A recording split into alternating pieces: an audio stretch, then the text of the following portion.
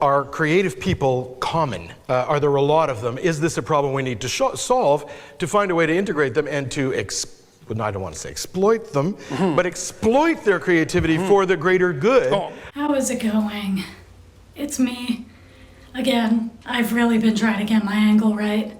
I've tried like a million different things, and I think that this way works probably the best. I don't have to use the lav mic. The lav mic had so much reverb to it. This is a little bit different than what I normally ever do.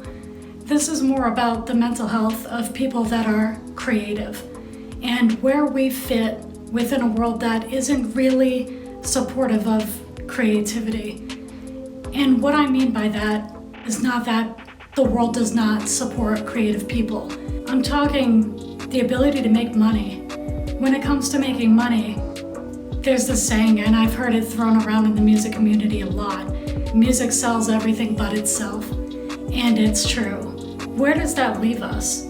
As people that have trouble functioning in a world that's so rigid and restrictive when it comes to how we're supposed to live our lives. There's marriage and kids, and a lot of people have probably done that, and that's fine, but what I'm saying is a lot of us don't. Our minds, they don't work like everybody else's, and there's nothing that we can really do about it.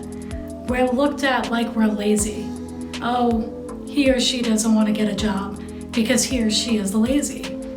I know in my case, I don't want to get a job because I have trouble functioning in those environments. They are not conducive to me as a human. I've never had difficulties with learning or anything like that. I'm an avid reader. I've taught myself a language, taught myself how to produce. I've learned a ton of music theory. I love to learn. It's all I do. I think outside the box. But I sucked at school. You would have thought that I had some kind of a learning disability at school, but that wasn't it. My mind just doesn't work that way. I wanted to play a couple clips from someone that I discovered recently. He has a lot of interesting things to say about this. He studies this extensively. It's not for the faint of heart. It's not for everyone to manage creatives. It's also not for everyone to be one. It's very hard to be an artist and to survive over any reasonable period of time. What's wrong with our social structure? Well, first of all, are creative people common? Are there a lot of them? Is this a problem we need to solve to find a way to integrate them and to well, I don't want to say exploit them, but exploit their creativity for the greater good?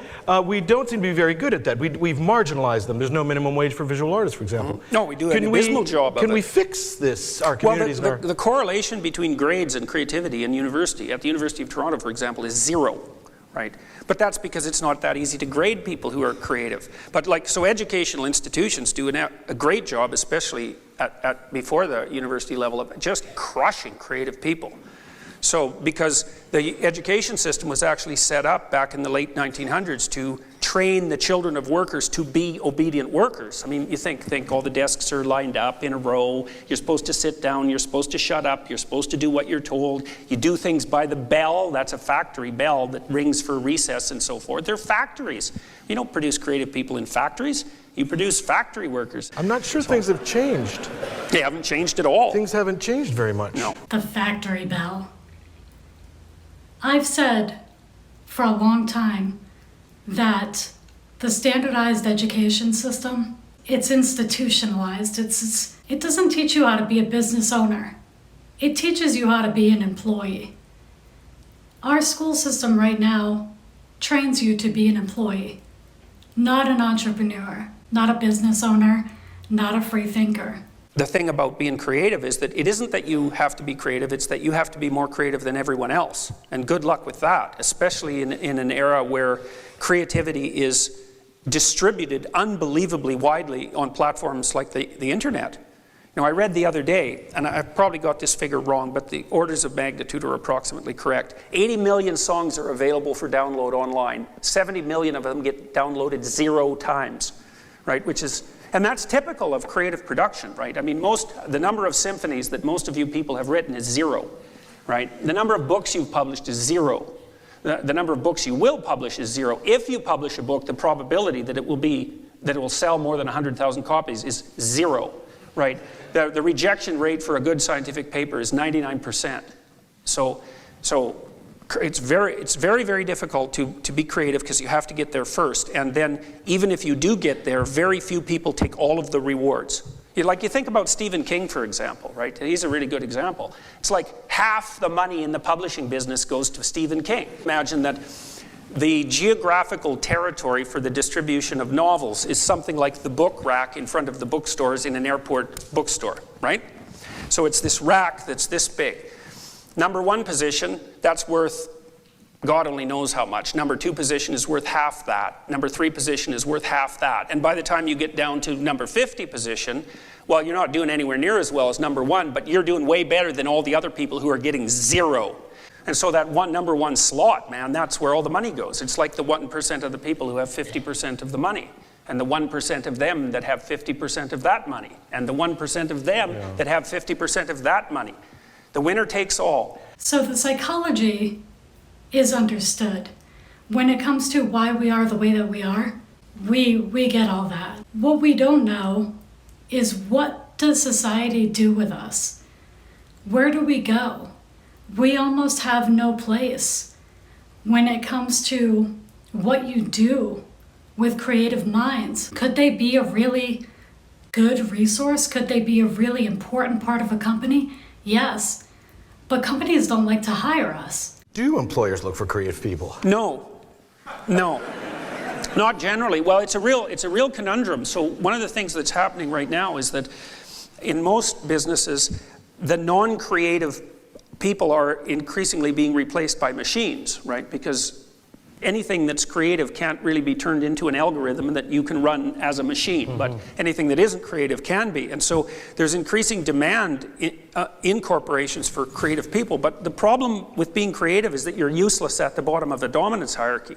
Because at the bottom of the dominance hierarchy, so a power hierarchy, you should do what you're told to do. You're not there to think outside the box. You're there to learn what you're supposed to do and implement it. And creative people are like, that isn't what they do. Now, what happens, though, to companies is that because they filter all the creative people out at the bottom, and then people start to rise up to the top, you really need creative people at the top because they are the entrepreneurial types, and they're the ones, for example, in law firms, even though lawyers aren't very creative, the more entrepreneurial ones are the ones that bring in all the business. There's like great lawyers who can implement, who can write well and communicate well, they're not a dime a dozen, but they're relatively common. But the ones who are entrepreneurial, who can go out there and drum up new business, man, those people are hyper valuable, and they're very rare. But it's also very difficult to nurse them within any system, because systems do not nurture creativity. They're the antithesis of creativity. Because the artist is always the person who stands outside the structure. And so, or maybe builds his or her own structure, which is also why it's hard to evaluate creative people. You can't, really, because if they're operating within the confines of a system that has an evaluative structure, they're not creative. If you take somebody who's not creative, and that's a strength in itself, because those people, they can manage the hell out of a company. They can go in there and they can really do some damage as far as making that thing run smoothly. But they couldn't start a company. There's always going to be the need for both creative minds and minds that are not creative. There are people that do not mind that rigid structure of being told when to wake up, being told when their bathroom breaks are, being told what time that they're gonna eat, being told what time, and they're fine with it. But if you're watching this, you're probably not. But you're not alone. I'm the same way. I've struggled my entire life to find where in this world that I fit. And never have I found so many people similar to me than when I started producing and started talking to all of you. You're not lazy. You're not a loser. Your mind just doesn't work like everybody else's. This mindset, it's not welcomed. And it's not really nurtured in the world that we live in. But since we are the way that we are, it's up to us to create a new world that does nurture it. One of the good things about being creative is we think outside the box. And hopefully that will give us all the ability to be able to think outside the box on this one too. The more that this is studied, the more that everybody's going to come to understand that we're not lazy. We work 24/7. I don't stop. I've never been a lazy person. But I've been called lazy because I don't have a 9 to 5. And I've had trouble holding them down.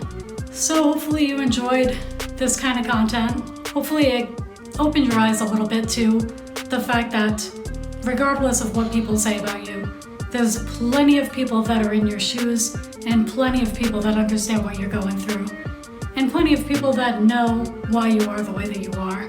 See you guys later. Subscribe if you like the content, like the video. If you like the video, bye.